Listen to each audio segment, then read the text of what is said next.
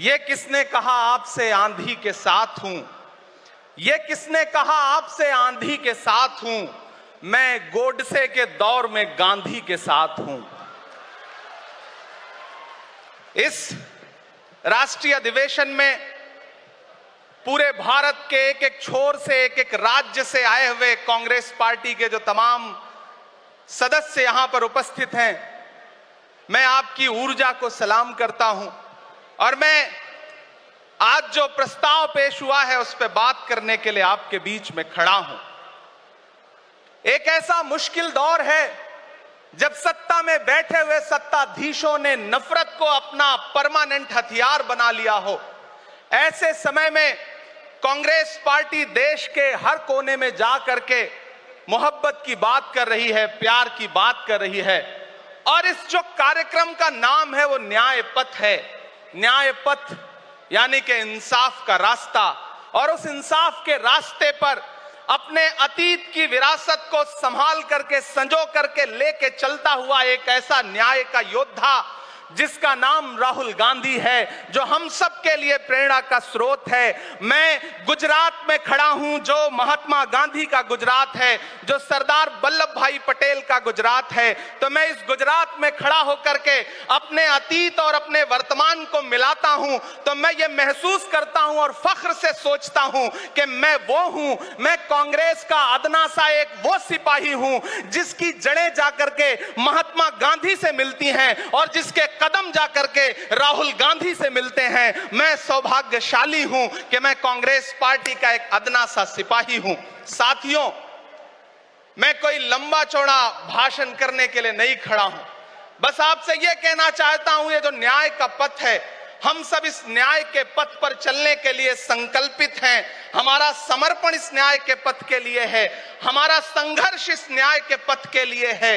मेरे भाई शशि थरूर जी बोल रहे थे, सचिन पायलट जी ने बोला, हमारी बहन गेनी बहन ने बोला, उसके बाद इमरान बोल रहा है। इन चार नामों में ही आप ये पाएंगे कि उत्तर से लेकर के दक्षिण से लेकर के गुजरात से लेकर उत्तर प्रदेश तक कांग्रेस यही तो है। कांग्रेस यही तो है, देश को समेटने और एकजुट करने का नाम कांग्रेस है।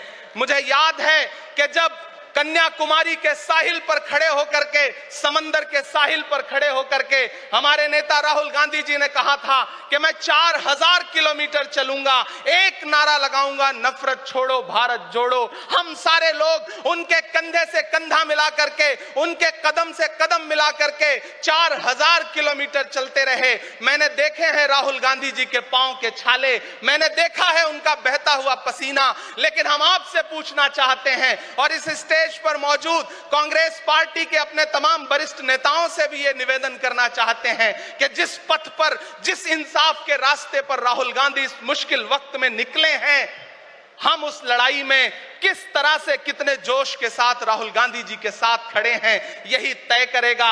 राहुल जी ने कहा है कि अगला निशाना, अगली जीत, अगला राज्य जहां कांग्रेस पार्टी जीतेगी वो गुजरात होगा। तो याद रखिए कि हार तब होती है जब ठान लिया जाता है, हार तब होती है जब मान लिया जाता है, जीत तब होती है जब ठान लिया जाता है। अगर हमने ठान लिया कि जहां से आज सत्ता के शीर्ष पर बैठे हुए लोग नफरत परोसने का काम कर रहे हैं, असमानता का काम कर रहे हैं, संस्थाओं को कुचलने का काम कर रहे हैं, उनके खिलाफ अगर हमने उन्हीं जड़ों में जाकर के मेहनत की हिम्मत दिखाई तो मुझे पूरा यकीन है कि जिस तरह अंग्रेजों के खिलाफ लड़ते हुए कांग्रेस पार्टी ने इस देश को स्वतंत्रता संग्राम के जरिए आजादी दिलाई थी, तो यह लड़ाई भी उस स्वतंत्रता संग्राम से कम नहीं है। उस लड़ाई का नेतृत्व महात्मा गांधी जी कर रहे थे, तो इस लड़ाई का नेतृत्व राहुल गांधी जी कर रहे हैं और हम सारे लोग राहुल गांधी जी के साथ खड़े हैं। हो सकता है कुछ लोग इस सफर में, इस मुश्किल सफर में छोड़ के चले गए हों, उन्हें नजरअंदाज करिए और एक नई पीढ़ी, एक नई ऊर्जा के साथ राहुल जी के साथ खड़ी हो। मैं तो कहना चाहता हूं कि कांटे गुल के साथ नहीं चल सकते हैं, बुज़दिल खुल के साथ नहीं चल सकते हैं, रास्ते में जो छोड़ गया उसे जाने दो, सब राहुल के साथ नहीं चल सकते हैं। आप सारे लोग, हम सारे लोग और इस देश के लाखों लाख करोड़ों करोड़ लोग राहुल गांधी जी के साथ खड़े हैं और यहां खड़ा होकर के इस देश के पिछड़ों को, आदिवासियों को, दलितों को, अल्पसंख्यकों को मैं सबको भरोसा दिलाते हुए इतना इतना कहना चाहता हूं कि मेरे भाई, कांग्रेस ये जो आपकी असली लड़ाई लड़ रही है, मुझे वो दिन याद है कि ये सरकार जब एक बिल लेकर के आई तो रात के 3 बजे भी आदरणीय सोनिया गांधी जी राज्यसभा में मौजूद थी इस देश के लिए, इस संविधान के लिए लड़ाई लड़ने के लिए। और राहुल गांधी जी भी लोकसभा में मौजूद थे उससे एक दिन पहले। जिस संजीदगी के साथ वो लड़ाई लड़ रहे हैं, हम सारे लोग उनके साथ खड़े हैं। और मैं ज्यादा भाषण नहीं करूंगा, जाते जाते बस आपसे इतना कह के जाना चाहता हूं साथियों कि ये न्याय का पथ और एक छोटी सी कविता, और उस कविता का जो शीर्षक है, उस कविता का जो हीरो है वो मंच पे मौजूद है। मैं चाहता हूं पीछे तक एक बार दोनों हाथ उठा करके तालियां बजाएं। मैं अगले 1 मिनट के कविता सुना करके यहां से आपसे विदा लूंगा। कन्याकुमारी से जो सफर शुरू हुआ था वो अहमदाबाद तक लगातार जारी है और आगे भी जारी रहेगा।